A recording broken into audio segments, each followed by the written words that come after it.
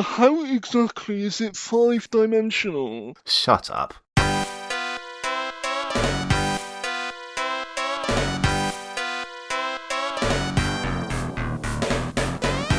Welcome to Pod 'em Up. We're returning to the Game Boy and Game Boy Color this month as we play Wario Land II in the book club, plus Mario Galaxy movie chat, Switch hacking, a quartet of incoming indies, and more.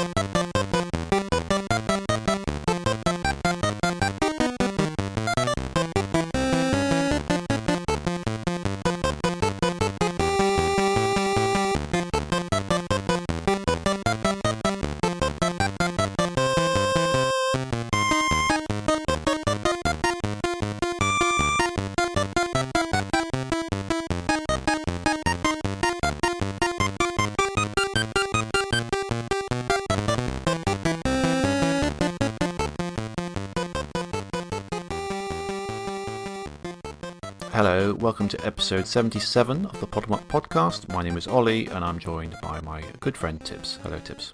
Hello. How are you? I'm good. Good. How are you? I am also good. Everything good and well. Wario Land 2 is the game we're playing and talking about later. What else have you been up to in the last month, Tibbs, if anything? Oh, not a lot. Again, it's getting busier and busier, and it's harder to find time to play games at the moment. But I have been playing Death Stranding. Oh yeah.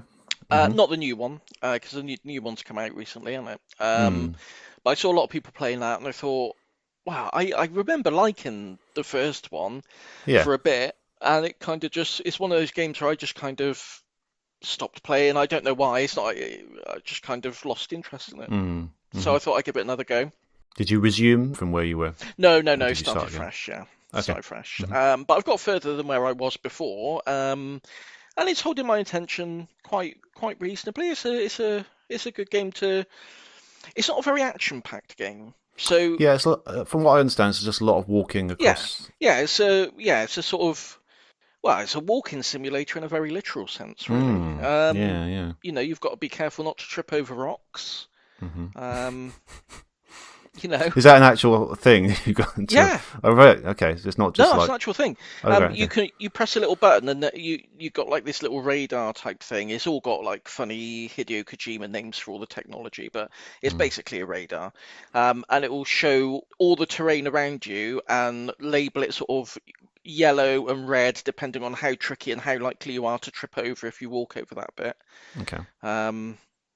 And you know, you've got, if you press the left and right trigger buttons together, you sort of steady yourself and get your balance again, because sometimes you'll be going along, you've got a rucksack stacked as high as it possibly can be with things you've got to deliver, and suddenly you know you're stumbling, you're going to go arse over tit, and you've got to press those buttons at the right time to sort of steady yourself. Yeah, that is a factor, because he's got a big backpack. I didn't think about that, because you trip over with that, your balance is going to be screwed, isn't it, really? Yeah. And you'll be walking along and it'll sort of topple one way and you've got to adjust your weight the other way, and it'll topple the other way and you've got to adjust your weight back the other way, and I'm not really selling it, but it's good when you play it. Yeah. What's the thing about the baby? He's got a baby, hasn't he? He's got to carry a baby around with him or something? Yeah. It's kind of it's a very Hideo Kojima story. So the baby, it's a very complex story. I don't know how to simplify it, really. Okay, fair enough. But I can imagine. Yeah.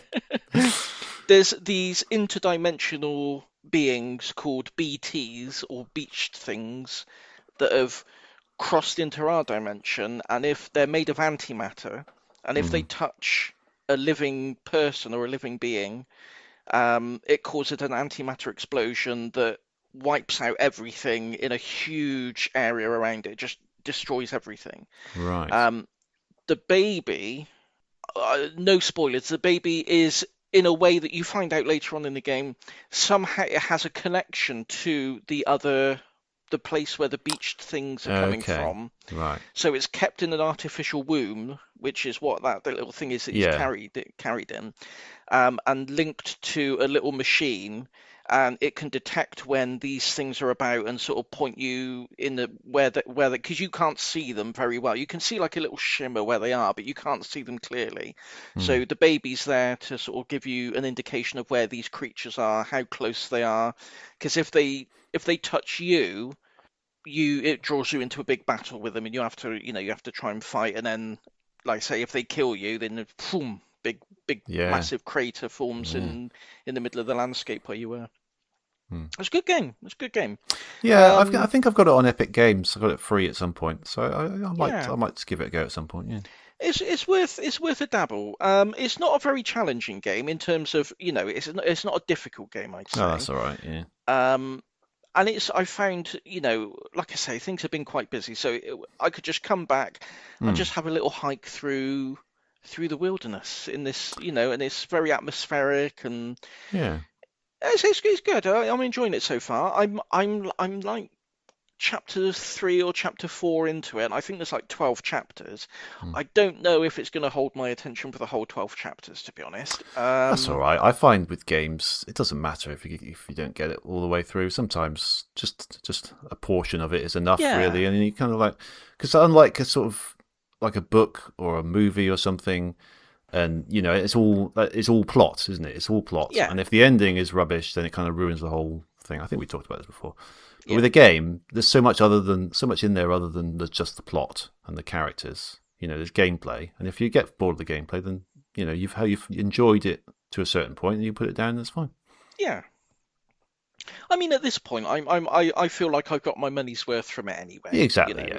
Yeah. Yeah. So, but I'm not anywhere near putting it down yet. But the chapters can be quite long, so I think like Mm, I said, if I'm only on 4 and there's like 12 or more of them, yeah, that's going to be like 60 or 70 hours worth. I don't know. I don't yeah. know how that's gonna, you know, unless there's some brand new mechanic that it pops up, that Sure. really changes how things it changes everything. It's oh wow, this is like a whole fresh take on what I've been playing so far. Then it might I might change my mind about that. But if it's Mm, just going to be as it is at the moment, I don't know. But we'll see. I'm enjoying it anyway. I'm not I can't criticize it. It's good. yeah. So I've been playing that. I've been playing the book club game, obviously. Hmm. And I've just been dipping in and out of Sonic as usual. Hmm. Just Sonic 1. I forget what it's called. Sonic 1 Forever, the PC Oh port yeah. that they did of the Android Yeah. um, decomp. So yeah, that's about it really. That's been Okay. taking up most of my time. What about you? Well, I finished Bomb Rush Cyberpunk Oh, cool. at last. I mean, I've already talked about it, so it's good game. I just thought it was always worth mentioning when I actually finish a game because it Yeah. doesn't happen very often, really, to be honest these days. But so if anyone is listening from Nintendo, you might want to just skip ahead 5 minutes or so because I managed to hack my Switch this past month. Don't tell them. Don't tell them. Ooh. Keep it under your hat. So yeah, so did like all the research on it. I bought the little clip thing that you have to buy off Amazon to put it down the right hand Joy-Con rail, Yeah. so you can install the custom firmware on it. Unfortunately, I made the mistake of updating the official firmware before doing all of this, which is not always a great idea if Atmosphere, which is the operating system of a hack switch, hasn't been updated to accommodate that version. So I had to wait around for a couple of weeks for them to sort it out because apparently it seemed to be a bit more complex than usual. And the Yeah. guy who normally does it was sort of retired from it, so he had to hand it on to someone else. And so it's a bit of a perfect storm for not being able to, to get into it really. But they sorted it out eventually, and it works. And I've been trying Moonlight on it, which is the main reason I want to get it, so I can stream PC games to it, and it works so well. It's Mm. really, really good. Like you wouldn't know the difference really just to look at it. Really, really good. The Switch Joy-Cons work fine with it. Maybe a few frames of lag, but I mean it's something you can easily adapt to for most games, I think. kind of think like input lag is kind of an overrated problem for a lot of single player I games think so, anyway. yeah. You like if you're doing like a shoot 'em up or a fighting game where you got the timing is everything maybe, but most things it's not a problem. I do get slightly better results from my sort of Xbox Series X pad, which is connected directly to the PC by Bluetooth, which is a bit more compatible with Steam anyway. So I was kind of looking for I was looking for like this fairly niche product where it would be like a mount for the controller that can hold up the Switch for me, so I can have them in one like glorious union, And unsurprisingly, such a product isn't mass produced by anyone because it's fairly sort of niche. But I managed to find someone on eBay who makes his own 3D printed mounts for various Yeah. controllers that sort of hold up various tablets. So I got in touch with him, and it's only 20 quid, and he sent it off. It hasn't arrived yet. It's stuck in the Royal Mail. So I was hoping it would come today. It has not arrived, unfortunately. But he seems like a nice guy. His username is Lurpo3D on eBay, which I suggest people go and check it out because he's got some cool stuff on there. Like various 3D printed stuff for game collections, like stands for consoles and all sorts of things like that. I love 3D printing for stuff like that. Like It's really really good, niche isn't it? things. There wouldn't be Yeah, a market mass produced for it, but it's nice. Yeah. you can just make the little cottage industries popping up of really niche little retro game trinkets and adapters and all sorts. Yeah, and it just wouldn't really be possible without 3D printing, would it? I don't No. think. So yeah, just been enjoying that. I haven't really been playing much, to be honest, much new. I just mainly just sort of been focusing on the Switch hacking stuff, really. I would say to anyone who's thinking about doing it, do read up on it carefully first, because people do get banned for such activities if they try and run pirated games on the Nintendo firmware, because you can make like custom firmware that sort of copies it, can't you, and just run all your stuff on there. I'm not particularly planning on running pirated games on it, really. I mainly just wanted it for Moonlight, but it's something to be aware of, isn't it? I wouldn't recommend if you've got any plans of like keeping your Switch online and unbanned and you want to play online games and things like that, I probably wouldn't touch the homebrew side of things because Nintendo can be a bit funny about that. Yeah. And definitely we'd never endorse piracy here, obviously, No, but of course. there is a good Sonic. You can get Sonic 3 Air. Yeah, on that's the the Switch. only other thing I've tried, and that works really nicely. Yeah, it works perfectly. It's lovely. I want to have a go on the Nintendo DS emulator as well, because I think if you had it portrait, I might have to get one of those little holders that have it. You can play it portrait. Yeah, I've got one of those. Yeah, make for a great DS, wouldn't it? Yeah. Switch. Yeah, I'd like to get back into Zelda Spirit Tracks because it was always such a pain playing it on the PC with the mouse. I'd like to do it on the Switch. I've also been contemplating getting a Wi-Fi extender so I can sit in the garden on summer evenings and just stream games to it and just get back and relax. That sounds quite appealing to me. Me and Alice saw the Mario Galaxy movie the other day. Oh yeah, how is it? Yeah, very enjoyable. Yeah, Good. It's good. Yes, I mean it's like the first one really. It's a fairly simple plot, just a load of Mario stuff really. I'm fine with that. Honestly, Yeah. it's been driving me batty how people online they're really putting the boot into this Mario film. They're expecting it to be I don't know what they want from it really. they're expecting it to be like the Shawshank Redemption or something I like know, that. it's so stupid, isn't it? It's so stupid. It's so stupid. And there was one person, I can't remember, it was either on Reddit or Twitter or somewhere I read it, and he was going, compare, it's got nowhere near as good writing as the games. What do you mean? What writing does the games What do you have? mean? I mean, it hardly any. Someone said, what, Mario games have writing? And he went, yeah, Mario Galaxy. It doesn't have. I mean, it's got a bit, What? but it's not like it's not the highlight of the game, is it? The dialogue. No, it's not. Yeah, I'm gonna say what the brilliant dialogue of the giant bee when you put on a bee Yeah. costume, or finding Toad somewhere that Oh, I don't know what people. Honestly, sometimes you look at the internet and it's just baffling how these people are going about just sort of living and breathing and. I know. I know, and they're all saying, the first film was nothing but fan service and Mario quotes and Mario in jokes. Yes, I Yes, mean that's what. that's. I mean, I admire that approach with a video game sort of franchise to a movie, to be honest, because all the other ones, to varying degrees of success, basically take the approach of let's make a film that can appeal to as many different people as possible. We'll throw in a few bits from the games, but we want to keep it so people can access it if they don't know the game. Nintendo, I think, because Miyamoto is at the helm, really.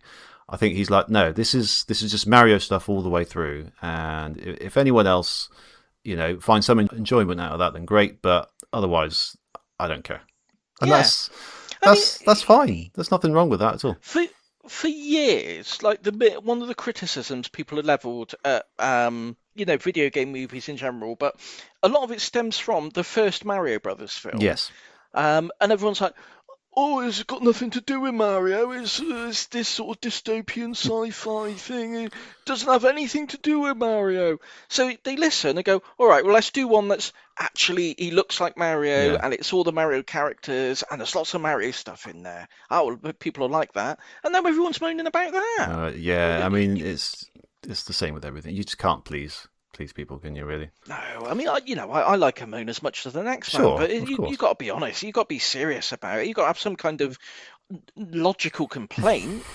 This is nonsense. This is It nonsense. is, yeah. I mean, Alice loved it. She thought it was great.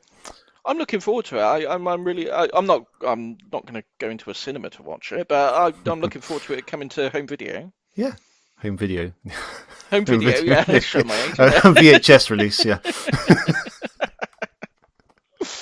I liked Fox McCloud in it, Star Fox. I thought he was brilliant. It gets quite a significant role during the sort of the second half of the film, not just a cameo. It's very good. I'm hoping this might lead to more Star Fox stuff. Be nice. It was entertaining. I wouldn't say I laughed a great deal. Like No. I think it could have been funnier. I think probably the funniest bit was the little tiny Bowser in his tiny castle, which was in the trailer. You know, Hmm. but it's fine. It was good. It was entertaining. It raised a smile. There's plenty of like nods to Mario Galaxy and Odyssey, and there's characters from like Mario Brothers 2 in there, which people seem to be excited about. So cool, all good. Yeah.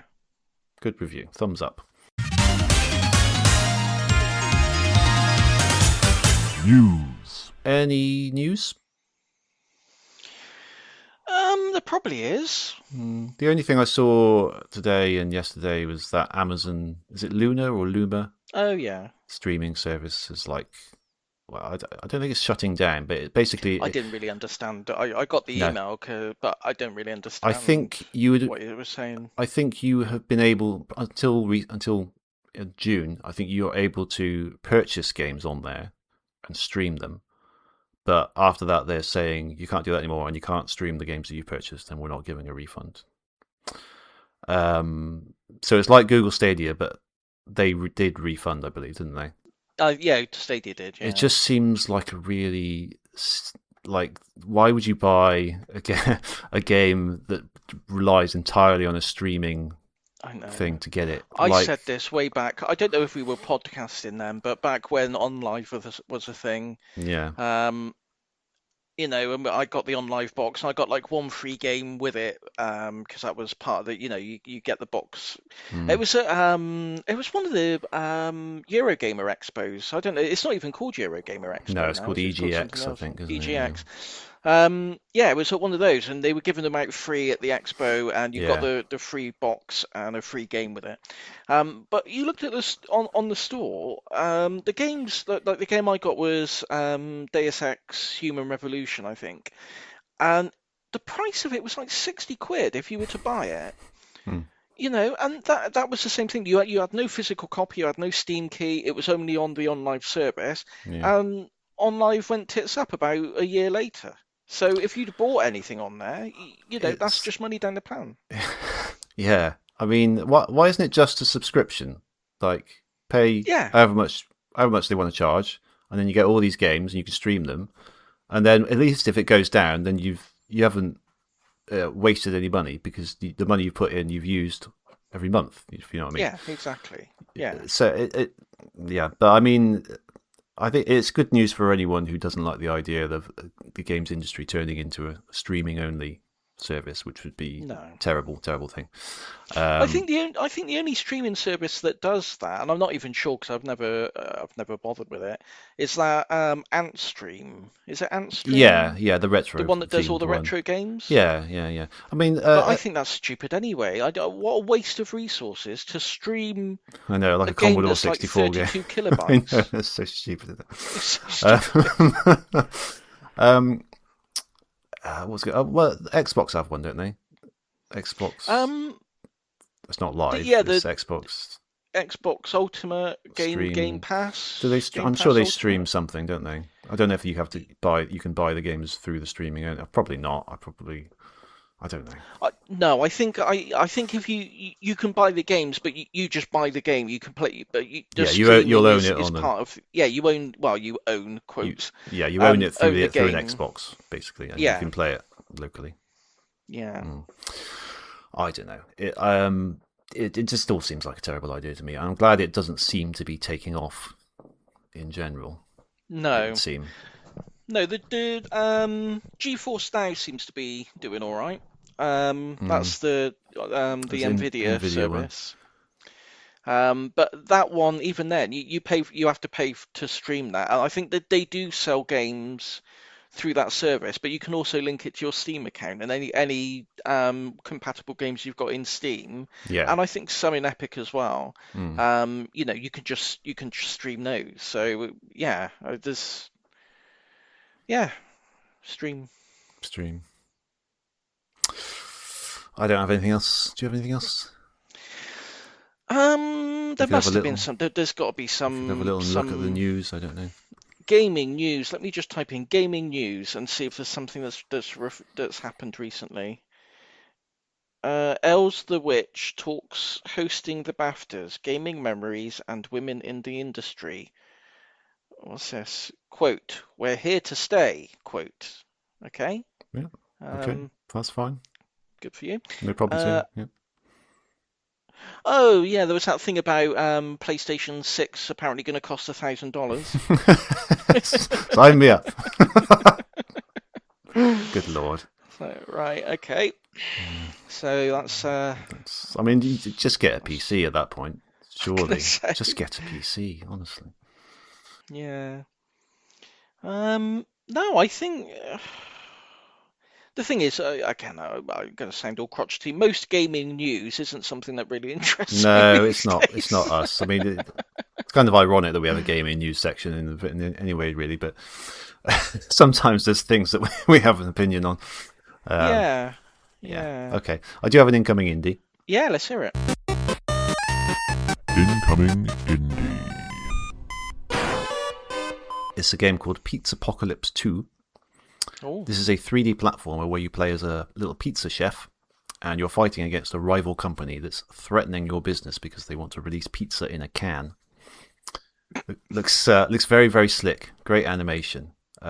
Just almost sort of Nintendo quality animation, I would say, verging on it. You seem to be able to use your pizza in interesting ways. It's like a weapon, or you can stretch and sort of swing from it, throw it at a wall, which allows you to get up it.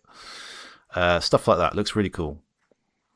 Lovely little, just looking at it now. Yes, that looks lovely, very nice. lovely little cities to explore. There is a Pizzapocalypse 1, which is pretty much. Oh, that's what I'm looking at. I must be looking at Pizzapocalypse 1. Yeah. Oh, yeah, I am, yeah. Okay, well, that looks good as well. Yeah, I mean, that I think that's free, actually. So if you like the sound of it, I haven't tried it yet, but that's free on Steam. But the sequel is coming, and it's like that, but looks a lot better. Looks a lot slicker. So yeah, that's coming to Steam. It just says 2026, I think. Not sure about any other platforms at the moment. Always nice to have a nice new 3D platformer. Yeah. I think they're the games, and 2D as well, but I think these days 3D platformers, I seem to find myself gravitating to them more than any other genre. Yeah. I think there was that. I saw one. I don't know if we've talked about it before, but if we did, I forgot about it. And then I added it to my my wish list. I thought that's going to be a good one to talk about for an incoming indie. And I noticed you've already added it on there as well. So I thought, oh, okay, so you're going to beat me to the punch on that one. But Go on. ScreenBound. ScreenBound. Is that the one where The you? two, Yeah, the you're 2D and 3D at the you've same time. you've got like a Game Boy. You've got Yeah, like a Game Boy, and you're moving in with it. Yeah, it looks interesting. it looks really good. I couldn't quite get my head around how that worked. So No. you you move in the Game Boy game, and Yeah. you move in 3D at the same time. He's in a 3D environment. He's holding up a Game Boy. Yeah, it's an interesting idea. I'm not sure how it's going to pan out, but It looks brilliant. It yeah. looks really good fun. Hmm. And also people were moaning about it. Okay. Because it said this is. I'll read you the quote on the wish list page. ScreenBound lets you discover a dual reality through the Q-Boy. Navigate challenging puzzles and battle through multiple levels in a blend of 2D and 3D platforming that creates the world's first 5D platformer. Now, what do you think people took umbrage with that? What do you think people annoyed people about 5D platformer? Yes. How Oh exactly my is it God. 5-dimensional? Because fifth dimension, the fourth dimension is time. So what would the fifth dimension even be? It's like, Shut up. 3 plus 2. It's 3 and 2. It's 5. It's a joke. It's just a joke. It's a little It's a marketing joke. thing. Just It's a joke. so stupid. It's so stupid. Honestly, What?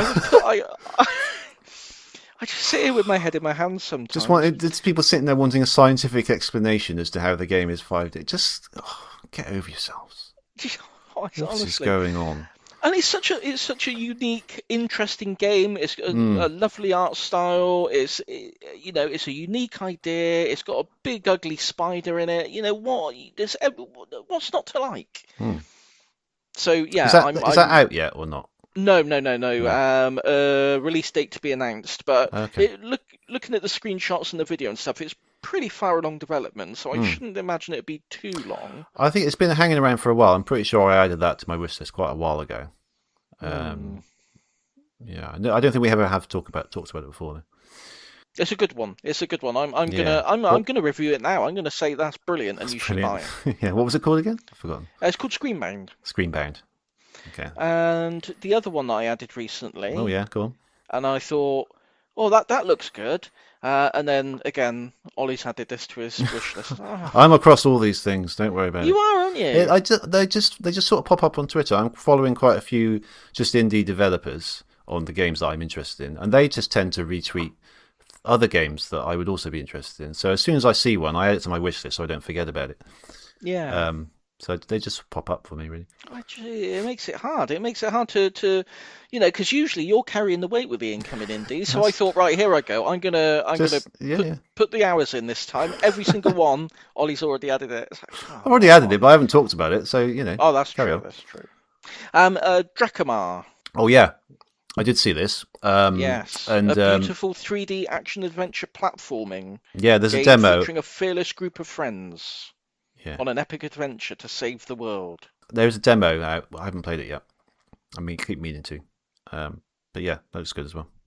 Looks really good. I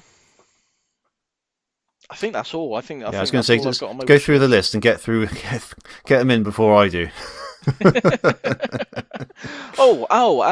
This one, it's out. I haven't played it yet, but apparently it's good. Yeah. Data Center. You're going to have to elaborate on that one. It's a data center simulator. Okay. You have to assemble racks, servers, switches, put the cables in. That's your bag, isn't it? That is. I'm all about that. Yeah. Yeah. Nice. That's it's great. I like that there's a simulator for anything now. I know. You can just pretend to be have any sort of job. It's great. I like it. Yeah, but if you want to experience the joy, and the glory of working in a data center, $7.99 and it's yours. You can live the dream. Live the dream. Live the dream. Sounds good. Yeah, I keep recommending my wife check out Power Wash Simulator because she loves power washing. Like anything that's got a load of grease on it, she loves just getting it all off and making it clean. I reckon she'd love that. That's such a strange game, in the fact that I I get it. I get the appeal of it. But it seems they get all these really big brand crossovers. Like they got like they did a crossover with Tomb Raider where they got Lara's mansion and Oh, really? you could power wash Lara's mansion, and they do all these big crossovers with these other games. I suppose you could And apply it to quite a lot of things, couldn't you? Really? Just yeah, clean anything. yeah. There was another game ages ago.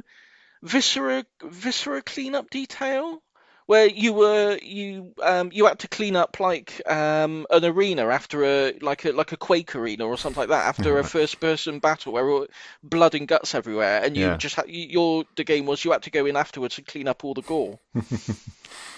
Yeah, good times. Yeah. Yeah. Okay. I think that's about it though for news and incoming indies. Well, one last thing.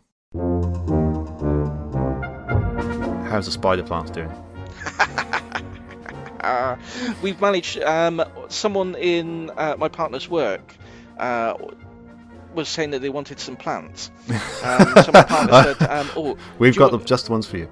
Yeah, do you want some spider plants?" And she went, "Oh, actually, I do." I was like, "Yes, Here's 50. yes, yes." So, but yeah, it's continuing to sprout new baby spider babies. plants. Yeah. But we're hopefully we'll be able to shift off To get rid of some it, of those now. Yeah.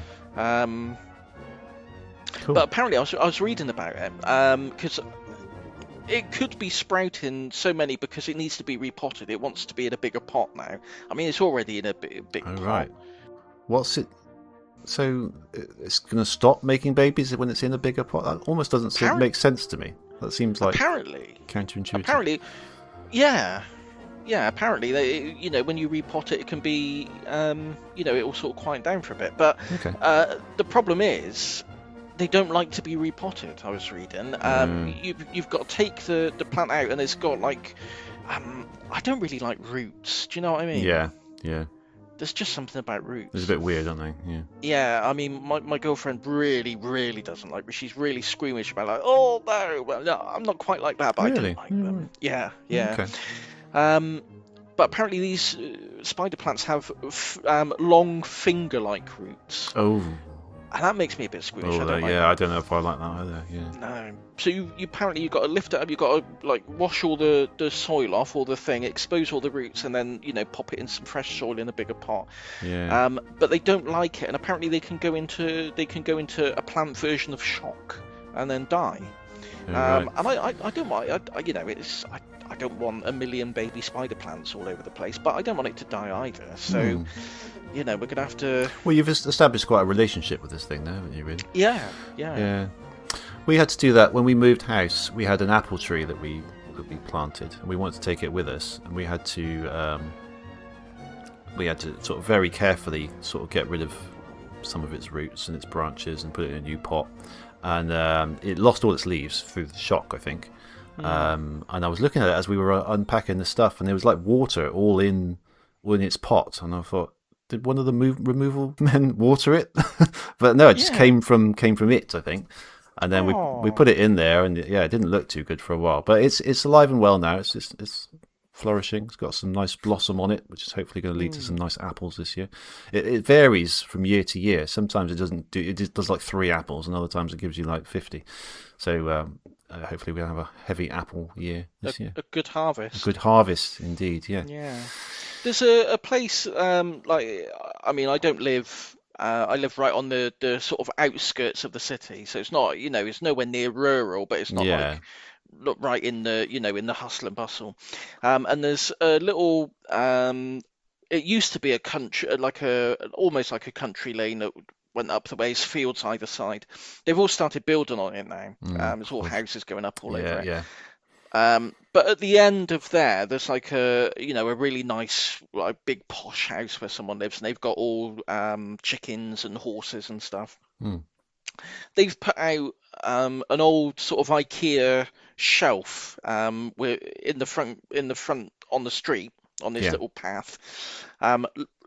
Put it down with rocks, and they put like free eggs and stuff on there from their chickens. Sure. Yeah. And anyone in the community can just come and take some eggs. Off they go, and they got like a little honesty pot where you can put in a £1 or whatever.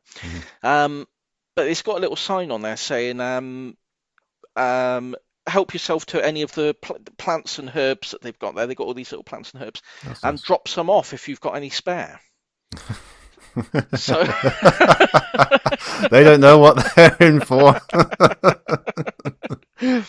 so under cover of darkness. Just 50 spider plants just piled up. Oh my god, I didn't expect this. Well, that's nice Yeah, though. so but it's nice. It's nice a little community thing like that. You don't really get that sort of thing anymore. So it's nice, it's a nice little gesture there from them. So Yeah, no, but no good deeds goes unpunished. So Yeah. spider plants they'll go. no, indeed. Yeah, sometimes when we have something that we want to get rid of and it's not worth selling, we just leave it out the front, and inevitably it will get taken sooner or later. Like we got I'm terrible for that. I gotta be honest. Yeah, I mean, I picked up a TV from the house opposite last year, and it's just in the attic. I've got 3 of them up there, but I couldn't I love it. couldn't leave it My there. own heart. I know, 'cause it's quite a nice, it's quite a decent TV. Really, it's not bad. I'm going to use it for Yeah. something. Yeah. The other room where I keep my CDs, I got like 3 or 4 CD shelves. They all came from round the corner. They were someone had just put them out in the front, and I just not, I didn't take. I knocked on the door and I said, are you slinging those out? And they said, oh yeah. So, but I don't drive, so I had to lug them one by one all the way back to mine. Yeah, It's a hassle. But yeah, I got those. Yeah, I love it. You walk past someone, you see something in the front garden, or they just put it Yeah. out for the bin men to collect. Always have a look. There's Oh, always some yeah. good stuff there. yeah, absolutely. I mean, we were replacing our garden furniture this year, and it's quite old and tattered, so we just took it out there. And literally, as I was taking it out, a car just dropped by and said, you throwing that out? And I said, yeah. We're just going somewhere. We'll be back in 5 minutes. And sort of hid it round the side of our house so no one else would get it for them. And I thought they only had fairly small cars, so I thought they were only going to take like 1 seat or something. But no, they managed to fit half of it in one go. They went off. 10 minutes later, they came back for the other half. And Alice's old scooter. It was amazing. Like, That's brilliant. It's brilliant. Yeah. And people say, "Oh, you're a hoarder. You're a hoarder." No. No. It's curation and it's environmental protection. And preservation. It's preventing stuff going into landfill. Yeah. It's what the Wombles told us about. Absolutely. Yeah. Recycling. We were exactly making good use of the things that they find, the things that everyday folk leave behind. Exactly. That is the mantra that we live on. Yeah. Mm-hmm. Right. Wario? Wario.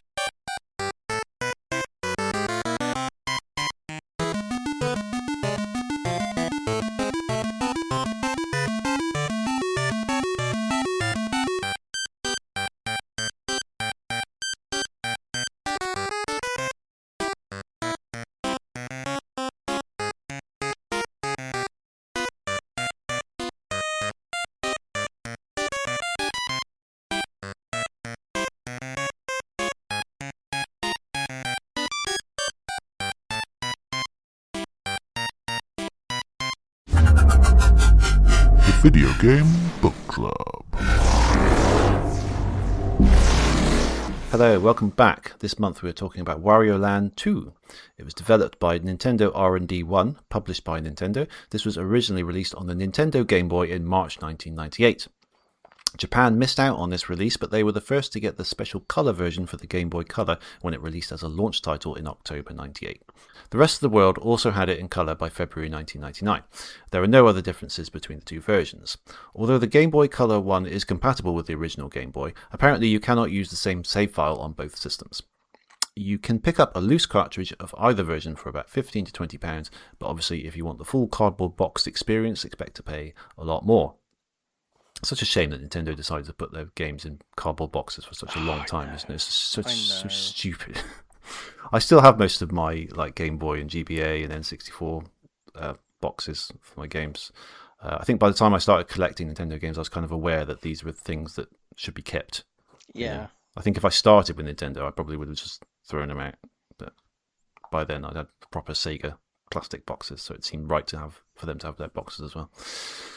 So this is part of Wario's series of platformers, the first being Wario Land, Super Mario Land 3, which this is a sequel to, and indeed that game is of course a sequel to Super Mario Land 2, which we covered in the book club way back in episode 12. So technically we're now resuming coverage of that series at a slightly later point in its timeline. The story goes that Wario is sleeping in his castle, which he owned at the end of the previous game, when it is infiltrated by Captain Syrup and the Black Sugar Pirates, out for revenge after Wario stole their treasure, also in the previous game.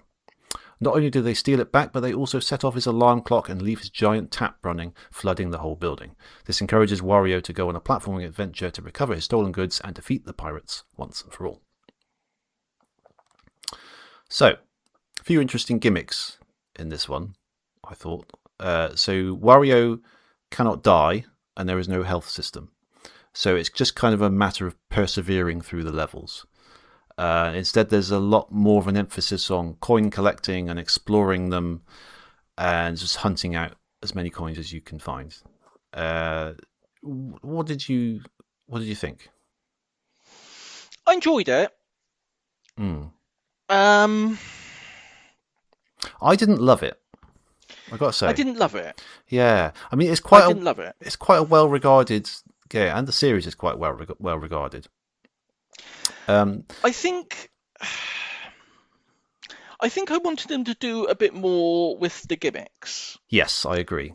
So the other thing is, when he gets hit by an enemy, he'll either fall backwards a bit and lose a couple of coins, or it'll change his form. So if he gets hit by a fire enemy, he'll go on fire and he'll start running around a bit, but then he'll turn into a flame ball and he'll be able to destroy sort of fire blocks. So there's all these little things that he can do, like he can get turned into a zombie by getting bitten by a zombie, which allows him to do something else. And then he can be like Fat Wario if a little character throws him a cake and he eats it, and then he can break through boxes sort of vertically. So there's all these things that you can do, but I agree. I feel like they didn't really use them as much as they could have done. No, I think because that was like one of the selling points that you mentioned when you were it's the most interesting the game thing. is the book club pick, the book club, the book club pick. Yeah, and I was kind of expecting a more Kirby type of thing where you know you'd have to find a certain transformation to get through a certain part of the stage and things like that. It didn't really. I mean, there are bits in there where you would need a certain thing to continue through, but it kind of just felt a bit optional. I think the whole point of the game is that it's quite open and quite big, so there's multiple routes throughout it. Did you know much about this? I didn't until I completed it. You finished it, did you? I only finished. Wow, I thought I did. Yeah. When you finish it, it shows you like the treasures, and there's like it's clear that there's like multiple routes, and you've got to get the different treasures and things. But I only did the one playthrough, and that was it. I didn't. So there's 5 chapters, each with 5 levels, but at various points you can break off and find a whole other chapter with 5 levels in it itself, and they lead on to other endings. So, for example, the very beginning, you got Wario sleeping. If you just leave him there, the level I think it's only after a few seconds, the level will end by itself, and then a whole different story happens because the pirates have broken into the castle. They kick him out, and then the whole point of this like 1 chapter game at that point is to just break back into the castle and reclaim it basically, and then that's an ending, and then there's other ones as well. So it's quite interesting, quite an interesting take. And the whole point, I think, because you can find treasures through mini games, which we'll talk about in a minute, and then a map piece at the end of each level, and if you get, there's 50 of each of those, and if you get all of them, then you get access to the final level. and that's it. So it's kind of it's less about sort of more sort of traditional platforming challenges like getting through without losing your health or dying, and it's more about just exploration and see if you can find these alternate exits and these treasures and hunting them out. And on paper, I like that. I think that's pretty cool. I like sort of alternate ways out of levels and finding secrets and things. I think that's really good and very sort of in keeping with the Mario, thing that they've always had going on. I just think in practice, it's not that enjoyable to just. I got you go into these little rooms and there's something. I find it difficult to explain, but there's just sort of a clunkiness to the game that I couldn't quite get on with. Do you know what I mean? Like, I know what you mean. Sometimes you have to throw an enemy. You have to immobilize an enemy, and then when it's sort of lying on its back, you can pick it up and throw it at certain blocks, and then the blocks will break. But I find that whole system quite clunky. Like sometimes you drop him quite easily. You weren't sure when you throw him. You weren't sure which trajectory he's going to hit or how you're going to get these blocks. And then the thing would go down there, and you'd have to find a way to go back up. And there was just bits like that where I just found a bit, I don't know, just difficult, just unnecessarily annoying. Yeah, unnecessarily annoying sums up Yes, it does. I think because quite a few sections of the game to me actually.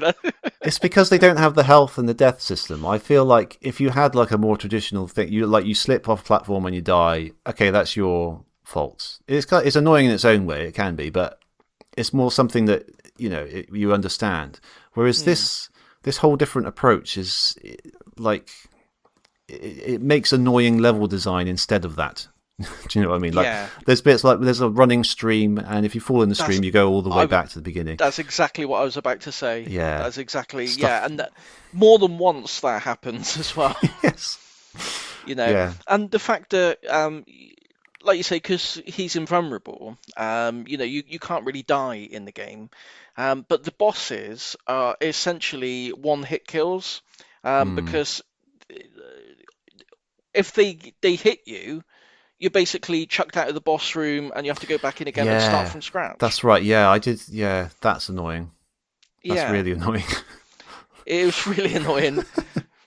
It's really annoying. And I'm embarrassed to say it, but that first boss, there's like a coiled snake. Yes. And you have to wake him up and he sort of goes at you. Honestly, the amount of times I just mistimed a jump, and he bites you and chucks you up to the ceiling, and then you have to go all the way back out, back in, go into the room again, and then you start from scratch. You have to hit him all the times again. Do you have to keep doing that? As I often do, I used a little bit of save stating here and there, but because I just can't be bothered with those sort of shenanigans. Yeah, you have to go round every single time he does it. You have to go all the way back round, go back in again. Yeah, that's just stupid, isn't it? Yeah. Like if you had a health system, you wouldn't. that negates having to do that. So. I mean, at least have 3 hits, but he can catch you 3 times before you have to go all the way out again. Have something like that. Exactly. Not something just like one hit and you're out. Yeah. Mm-hmm. Unnecessarily annoying. Yes, Wario Land 2, unnecessarily annoying, should be in the subtitle. Because I mean, I like Wario as a character. I think I do, yeah. Because he's so deliberately sort of gross and just the antithesis of Mario, and it works so well as a sort of anti-hero kind of platform, his own things, because all his games are a little bit weird and got some quirky characters you wouldn't normally find in a Mario game, and I like that. I think it's really cool. So it had on paper, it's got a lot going for it, this game, but I think just in practice, I don't know. It didn't click with me. It didn't click with me either. I didn't complete it. I got to, I think, chapter 4, like the city one, which is a decent way through, over halfway.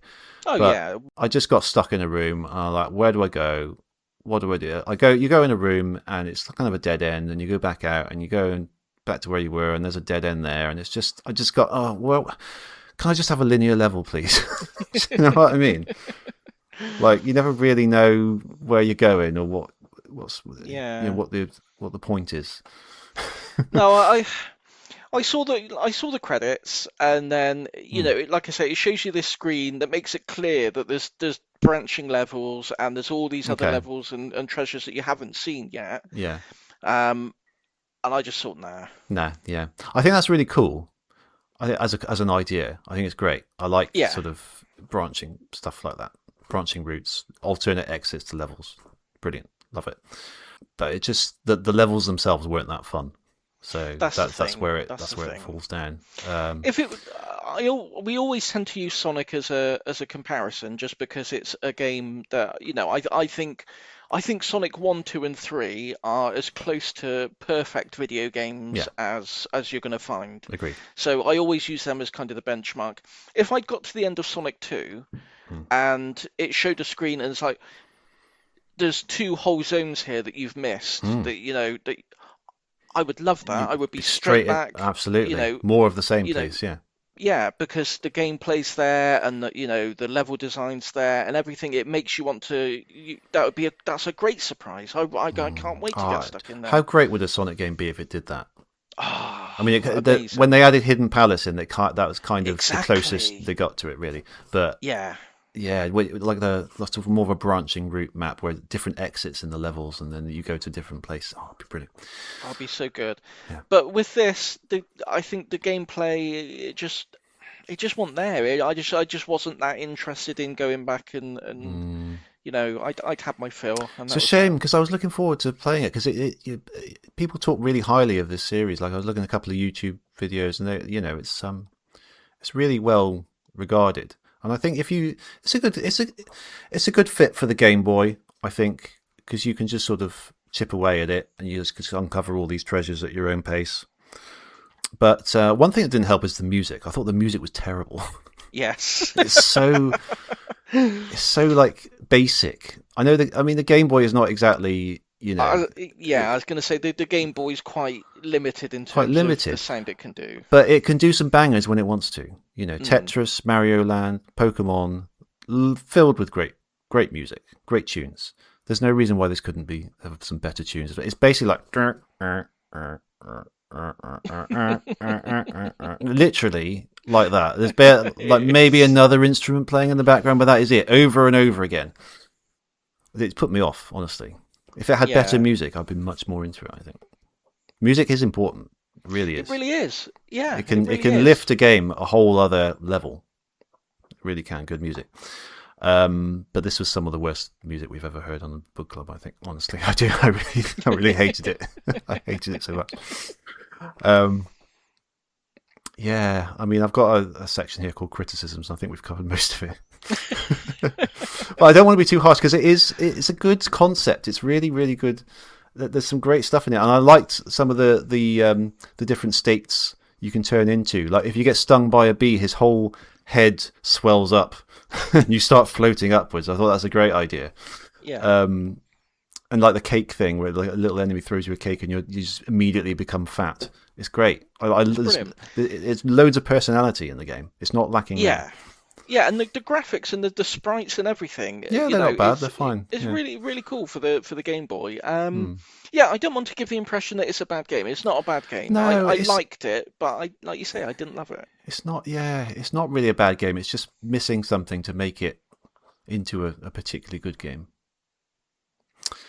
There's the mini games as well. So for each of the treasure, there's a treasure hidden in every level, and you go through one of the little doorways, and then you're sort of presented with this mini game where you get it's like a matching pairs thing, isn't it? Where you briefly see a picture of an enemy, and you've got 8 tiles, and you're shown. Oh yeah, you're shown the image, and you're briefly shown these other 8 tiles, and you've got to quickly work out which one it is. When you say briefly, it's a fraction of a second. Yeah, you can change the difficulty, but a lower difficulty will cost more coins. So the whole point of collecting the coins is so you can spend them on these mini games to get the treasures, basically. So you can spend more to see it longer. So there was that, and at the end you get this one. I thought initially it was quite cool, but I think there's only 2 mini games in this. I thought adding some more would have helped. But it's like 9 tiles, and there's a number, and you're shown the numbers at the bottom, and based on it's kind of like catchphrase, games where you have to work out. There's an animation of a catchphrase playing, and you remove the tiles one by one, and you have to work out what the catchphrase is. Basically that, but there's a number written behind it, and you have to work out. Oh, if this bit seems to connect to this other tile, then it must be 4, you know, which is quite a cool idea. I used to. It used to annoy me, Catchphrase. Why? I gotta be honest. Why? Because I don't know if they've got Catchphrase in other countries, but it like Ollie said, it's like they'll give you an animation on the screen and it will depict, you know, a famous turn of phrase. So Somehow it always ended up being dodgy, though. There was like a snake that looked like he's been given like the snake charmer. I swear they did that one more than once, where it looked like he's been given like a certain sexual favour. Because another tile would open and there would be another guy just looking really happy. They always seem to end like that. Why was that? Why they always seem to be laden with innuendo somehow? But what annoyed me was they'd have like, so an animation would be like a basket of eggs and it'd tip over and all the eggs would smash. Yes. And the catchphrase would be, "Don't put all your eggs in one basket," right? Yes. It's obvious. But the contestants, they have to guess it. And they just go, basket egg of box, eggs. Basket of eggs, falling eggs out of a basket. Falling eggs out of a basket, that well-known catchphrase. Falling eggs out of a basket, you idiot! Idiot! Do you remember when Chris Moores used to do the audio version of it? No, He I used to don't do car remember park that. catchphrase. Do you not remember that? It was on his morning show. Did it like every day? But basically, he would. Oh, I've forgotten it. I've completely forgotten that. He would pretend that he was looking at a screen, like an animation of a catchphrase, and he would describe it. But in reality, he was just describing a catchphrase. But the same thing happened. Like people would just. Just think of these really stupid answers. Yeah, and Wonky Donkey. Do you remember Wonky Donkey? No, I don't think I do. I got linky some Wonky Donkey. It was on Saturday mornings. There was a program SMTV Live. Oh, do you know? I never watched SMTV Live. It was. Well, I say it was good. If I probably watch it now, I probably think it's rubbish. But it's quite well remembered. I know that much. Yeah. But they had a competition called Wonky Donkey where they'd have a stuffed toy, and they were a donkey with one leg missing, so it's a wonky donkey. And you had to. It's basically the like catchphrase, but with a soft toy instead of an animation. Okay. And. The presenters, Ant and Dec, would get so angry with the kids for giving the stupid answers. And they really go like, "Oh, you stupid little idiot! I know where you live. I'm gonna Oh my God. we've got your address." So they get so angry. But like one of them was a gopher sat in a limousine. Mm-hmm. And the answer was chauffeur gopher because it's got a rhyme. Right, yeah. Yes. Oh, there's a board game like this. And someone This is rang the in same and thing. said, "Rich duck." That was their answer.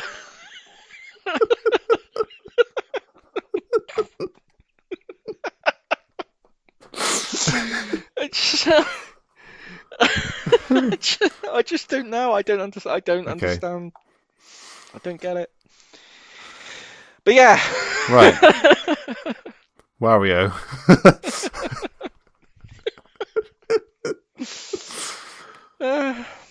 I think we've covered everything I want to say about it. I think we've covered Mario. It's good, but it's not great. You'll have fun with it, but don't pay too much for it, and you'll be all right. Yeah, I mean everyone else seems to love it, so I don't know. Maybe we might be completely wrong. I think the more time you spend with it, the more you could get into it. I don't think I would though. I think yeah. I mean, I've got some notes on the other Wario games because I thought it would be interesting to run through them. Because there's some interesting similarities and differences. So the original Wario Land, Super Mario Land 3, the convoluted title that it is it's a lot more straightforward. I think it's much more linear. There is a health system, there's a death system. He gets hats that he wears, but they're kind of more similar to a sort of a standard Mario power up. So it's a bit more like a Mario game, I think. And depending on the number of coins you get to get a different quality of castle at the end. Like you can buy anything between like a tiny shack to like an entire planet with Wario's face on it, basically. Which is kind of cool. You got the Virtual Boy 1, Virtual Boy Wario Land. which looks quite interesting. I think there's a system there where it's a foreground and a background plane where you could jump between them, hence the 3D effect, which is quite cool. I'd like to try that on Nintendo Online at some point. It's one of the better Nintendo Virtual Boy games, I think. Wario Land 3 is quite similar to this, I think. Just sort of expanded more. There's a map from the get-go, and you can, I think there's just more collectibles and more stuff. But I played it a little bit. It feels very similar gameplay wise. Wario Land 4, I feel like we should have done this one instead, because this kind of mixes in everything, but it does have a health system, and I feel like the levels have a bit more of a point to them, a bit more of a structure. I played like the first one, and it was mostly a tutorial one, but it just felt a bit slicker. Do you know what I mean? Like, I think there's a timing mechanic at the end where you hit a switch and a portal opens, but it's in another place, and you've got to dash to it really quick at the end. And I think you've got to go back through the level, and different parts of the level open up to take you on a slightly different route. So that's quite cool. And the final one, as of recording, was Wario Land Shake It, aka the Shake Dimension, which I have played. That was on the Wii in 2009. And I played this all the way to the boss. I don't think I've finished the boss, but I'd highly recommend that. That is a really good platformer. It doesn't have any of the changing in different forms or anything like that. It's got a normal health system. Its main gimmick is that you could shake the Wii remote, and anything that you're grabbing, you sort of shake it, and if you've got a treasure chest, a load of coins come out and stuff like that. And there's various gimmicks you can do with that. But fundamentally, it was a really, really good sort of hand-drawn style 2D platformer. And I remember it. I remember because I'm a nerd for these sort of things. But you know how most platformers, but their levels are like standard tropes, like the ice level and the Wild West level and that kind of thing. This is one of the only games I can think of that ticks off every single one of those tropes that you could possibly think of. They are all in there. Like, whatever floating ruin level, sort of casino level, somewhere they're all in there, which I really I like that. That pleases me. But yeah, we should do that one time in the book club, because that is a genuinely really good Mario game. But I think there's a lot more. Nintendo should be doing another one. Like, there's a lot of mileage in the character. Yeah, I mean, I think he's mostly relegated to the little minigame ones, isn't he? The minigames, the sort of WarioWare at the moment. But I think there's a lot of potential. Well, and any of the sports games he pops up in. Oh yeah, of course, that's a given. Yeah, but yeah, I think they should try him out on platformers again, because there's lots of potential in the series. Whether we'd agree with every game in it, I don't know. But I think he's a good character, and he's he can be fun to play as. So yeah, give him another try, Nintendo. He's good.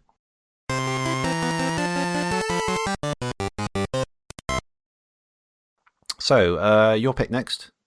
What are you going to go for? I'm going to go for. I was just scanning through our episodes. I don't think we've ever done a game on this console before. Okay. We're going to do an NES game. Oh, yeah. I've always wanted to do an NES game. I've never been able to find one that sort of feels like meaty enough that would be good. So what are we playing? Well, here's the thing. I don't know. I will say up front, I don't know if this is going to be meaty enough. Now, I will tell you this, because you were mentioning the importance of music in a game. Okay. I picked this game just because the developer, they did the Mega Drive port of Lemmings. Right. And they, because they did the port of Lemmings, they included a special level that had all the characters, all their trademark characters from their other game, their other non-Lemmings game in there. And it had this great bit. I loved the music for it. And I was like, what's that music come from? So I've picked this game because this is where the music comes from, and that's the entire grounds on which I based it on. Okay. The characters look nice on the level, the Lemmings level, and the music was good. Fair enough. Go on then. So it's a game called Euphoria: The Saga. Okay. And that's Euphoria is Ufouria. It's an action-adventure video game by Sunsoft. Okay, let's have a little look. Oh, right, okay, nice little platformer. Yeah, Looks all right, doesn't it? looks all right. The music's good. I like the design of the little characters. Yeah. It's I've never seen this before. fairly well regarded. 7 out of 10 in Famitsu, and Yeah, okay. so I think we'll give it a go. Yeah, why not? Looks nice. It might not have enough meat on the bone for us to talk about, but I guess we'll find out next week. If nothing else, I'm sure we'll like the music. So. Yeah, I'll definitely be putting the music in there. Imagine if I just put any track that isn't that one in there. The whole basis of your choice, one music track. Yeah. Okay. Yes. Cool. Yes, but I've never played it before, so I really don't know if it's any good. But I think Sunsoft are a good developer. They got a good pedigree. I'm not sure we've ever done anything from Sunsoft before, have we? No, I don't think we have. I think so. And like I say, it's got good reviews, mostly 6, 7 out of 10s. So, and we've never done an NES game. No, lots of firsts there. So a nice little character as well. He looks like a sort of. Is he a polar bear almost? I don't know. He's a little That's white what chap I mean. with a little bobble hat. Yeah, Very appealing it's character design. Yeah, that's what I mean. I love the character design. So, yeah, looking forward to see what it's all about. Okay, yeah, I'm looking forward to that. That's good. 96% like this video game, according to Google. Yeah, there we go. you See? go. And there was a sequel last year or the year before, apparently, on Windows. Oh, okay. So, Oh, that's cool. I'll have to look at that. Oh, there Euphoria we the go. Saga 2. There you go. I found it Yeah. on Steam. Oh, do you know what? That key art looks familiar to me. Yeah, I might have seen this sequel at some point. Nice. yeah. Okay, cool. Well, that's next month, episode 78. You can talk to us. We are on Twitter @PodEmUp. We're also on Blue Sky @PodEmUp. You can email us podemup@gmail.com, and you can listen to all our past episodes on podemup.live or podemup.com. They're all out there for your listening pleasure. You can also catch us on Spotify, YouTube, and all TerraPlayer and all the big ones. Yes. I have nothing more to say. Do you? No, absolutely not. I'm spent. Spent, totally spent. So we're going to leave you for now, and we'll catch you next time for a bit of euphoria. Goodbye. Yeah. Bye-bye.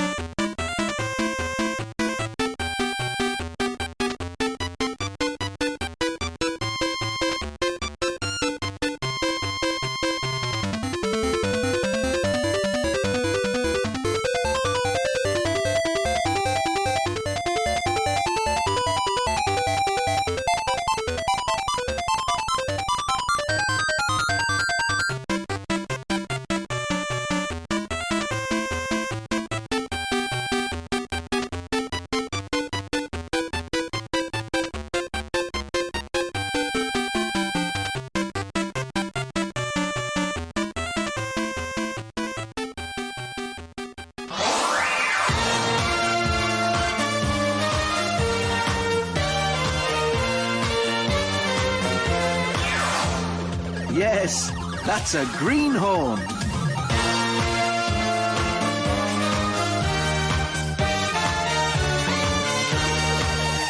Now he's just come down to earth with a bump.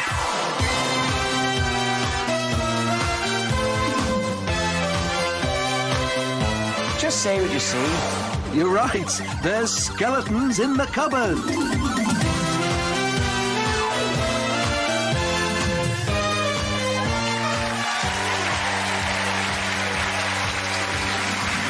Please welcome Mr. Catchphrase himself, Roy Walker.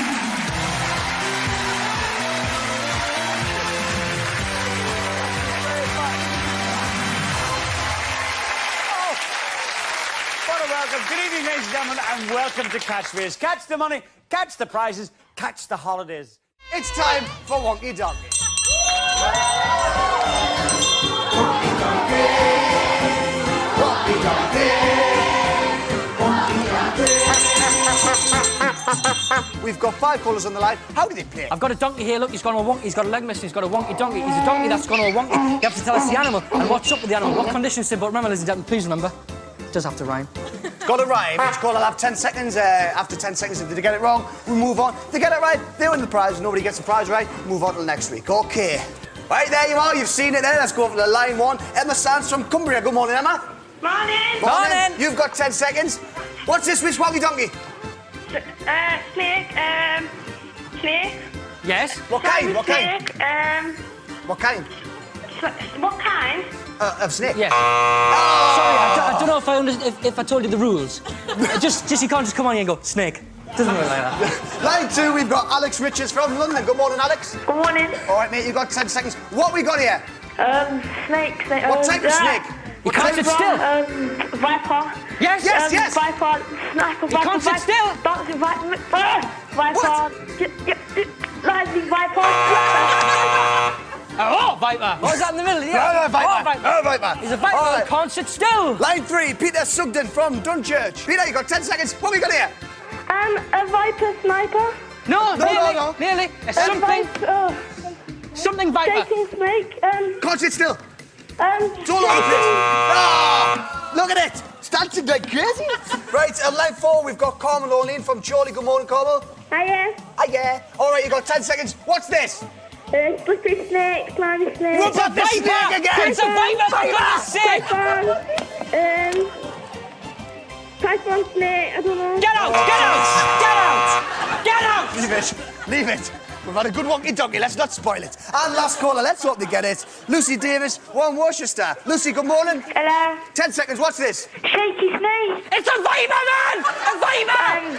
What kind of viper? Can't sit still. It's all over the place.